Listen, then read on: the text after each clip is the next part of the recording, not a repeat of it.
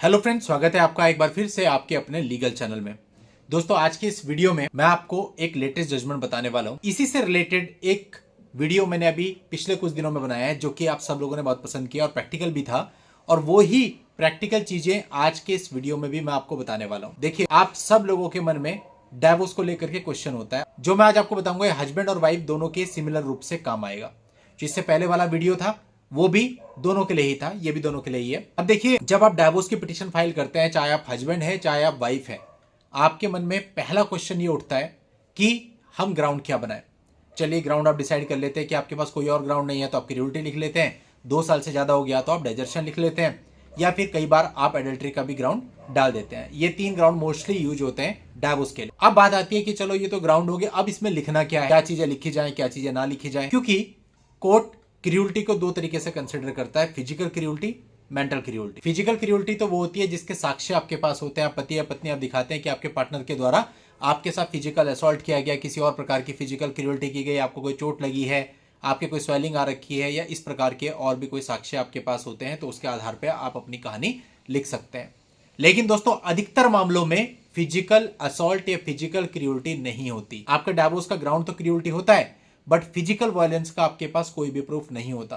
तो उस केस में आपका पूरा का पूरा केस निर्भर करता है कि इसने मेंटली मुझे टॉर्चर किया है, मेंटली मुझे परेशान किया है, मानसिक रूप से प्रताड़ना दी है।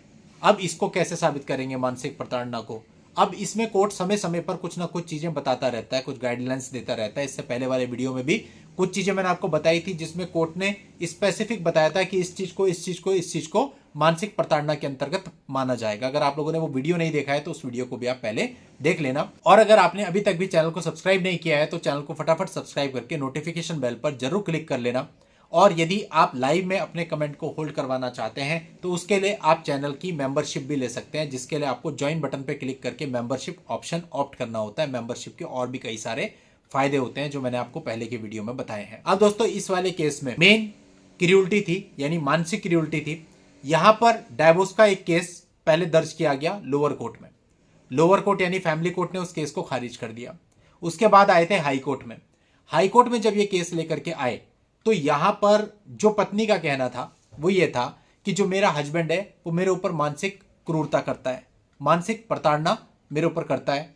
कैसे करता है? कि वो मेरे ऊपर डाउट करता है, हर एक चीज में डाउट करता है, मेरी हर एक एक्टिविटी की मॉनिटरिंग करता है, उसका बहुत कंट्रोलिंग बिहेवियर है और वो चाहता है कि मैं पूरे तरीके से उसके कंट्रोल में रहूं। इवन अगर मैं जॉब पे भी जाती हूं, वो जॉब पे भी जाने से रोकता है और ये कहता है कि वहां पर तुम किसी और व्यक्ति से इंटरेक्ट करने के लिए जाती हो। वो मुझे मेरा मोबाइल फोन भी यूज नहीं करने देता है, एक कमरे के अंदर मुझे बंद रखता है। उसने मुझे अपने फ्रेंड्स और फैमिली से पूरे तरीके से आइसोलेट कर दिया है। मैं टेलीविजन भी अपनी मर्जी से नहीं देख सकती, टेलीविजन भी देखती हूं तो कहता है केवल धार्मिक चैनल चलाओ, केवल भक्ति वाले चैनल ही तुम देखोगी, इसके अलावा तुम कुछ और नहीं देख सकती। उसने मेरी व्यक्तिगत स्वतंत्रता यानी कि पर्सनल फ्रीडम को पूरे तरीके से खत्म कर दिया है और इन सब परिस्थितियों के अनुसार अब इस रिलेशनशिप को कंटिन्यू करना मेरे लिए इम्पॉसिबल है। तो दोस्तों, ये वाइफ के आर्ग्यूमेंट थे। अब देखो, एक तो होता है कि अपनी पिटीशन में किसी चीज को लिख देना और एक होता है साबित करना। कोर्ट तभी किसी चीज को मानेगी जब आप ट्रायल में उस चीज को साबित करके चल रहे हो। तो यहाँ पर हाई कोर्ट को नीचे वाली कोर्ट का रिकॉर्ड देखना था, तो हाई कोर्ट ने ये सब चीजें देख करके, नीचे का रिकॉर्ड देख करके ये माना कि ये पूरे तरह से मेंटल एगोनी है और ये एक्ट ऑफ क्रियोलिटी है और मैरिज को डिसॉल्व करने के लिए, डिसोल्यूशन ऑफ मैरिज के लिए एक सफिशिएंट ग्राउंड है। और इस आधार पर फैमिली कोर्ट का जो जजमेंट था, जो डिसीजन था, उसको पलट दिया, यानी पत्नी को डाइवोर्स ग्रांट कर दिया।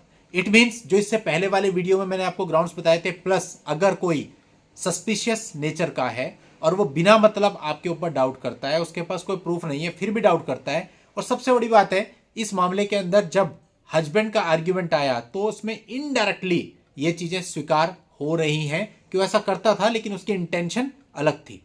तो आप इस पूरे जजमेंट को पढ़ लीजिएगा, आपको पता चलेगा। तो ये भी एक वजह थी कि भाई एडमिशन तो कहीं ना कहीं आ ही रहा है, भले ही वो इनडायरेक्ट वे में आ रहा है। उसका कहना कुछ और था कि मैं तो ये इसलिए करता था, लेकिन उससे ये तो पता चलता है कि हाँ भाई, हस्बैंड इनडायरेक्टली इन चीजों को एडमिट कर रहा है। और दोस्तों, इन चीजों को अगर आप बारीकी से जानना चाहते हैं तो दोस्तों, इस मामले का लिंक आपको इस वीडियो के नीचे डिस्क्रिप्शन में मिल जाएगा, वहां जाके आप इस पूरे मामले को जान सकते हैं। आज की इस वीडियो में इतना ही। नेक्स्ट वीडियो में नई जानकारी के साथ मैं आपसे फिर मिलता हूं।